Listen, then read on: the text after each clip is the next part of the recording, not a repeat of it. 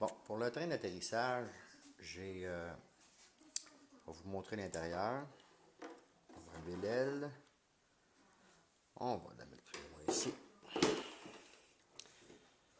Bon, un petit peu. On va venir voir à l'intérieur ici. Comme ça.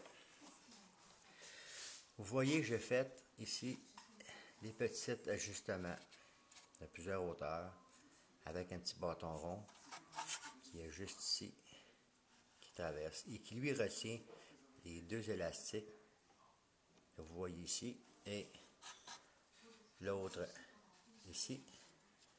Ces deux élastiques là, petit bâton de bois, les élastiques eux s'en vont en dessous.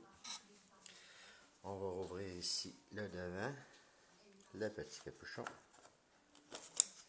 Vous allez voir. Et on voit nos élastiques ici. Vous les voyez. Ces élastiques-là descendent au train d'atterrissage juste en dessous. Je vais virer le fuselage sur un côté sans faire tomber les roues. Comme ça. On vire ça comme ça. Et voilà. Et nos élastiques sont pris ici.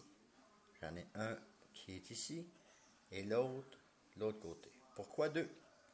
Bien, éventuellement, s'il y en a un qui casse, qui ne tient pas la route, bien, il y aura un autre qui sera aux côtés pour éviter au train de s'effacer lors de l'atterrissage. Les petits blocs ici, si vous remarquez, quand l'atterrissage travaille, ça fait ça et vient se rasseoir dans le petit bloc. Ça, c'est fait, c'est un bloc d'ajustement.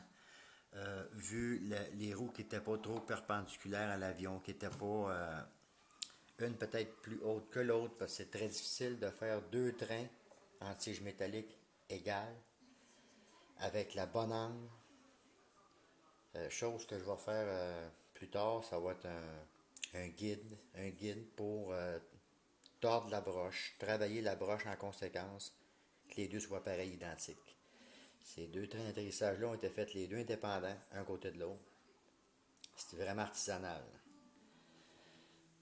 Et on vient mettre la roue ici.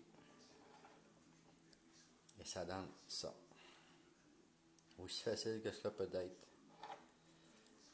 Ça permet d'absorber un choc lors d'un atterrissage qui est assez brusque. On va retourner ça de bord.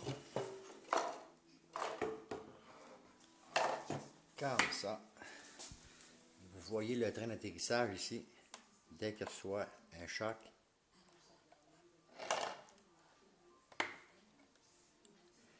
avec deux ressorts, pour moi, ça me semble correct. Peut-être qu'il y en aura peut-être trois mais plus rigides.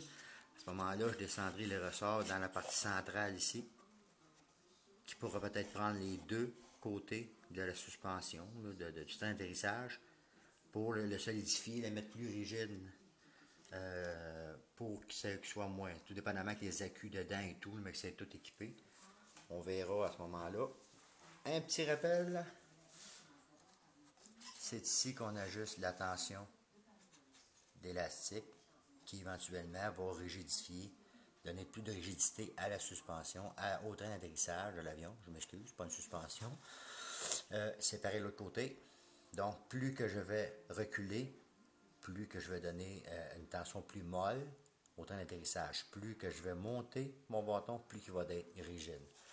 Alors là, c'est en faisant des tests que je vais venir voir l'ajustement exact du train d'atterrissage pour avoir le plus bel équilibre possible. Et avec ça, le CSAQ, le CG est à sa place. Merci et bonne journée à tous.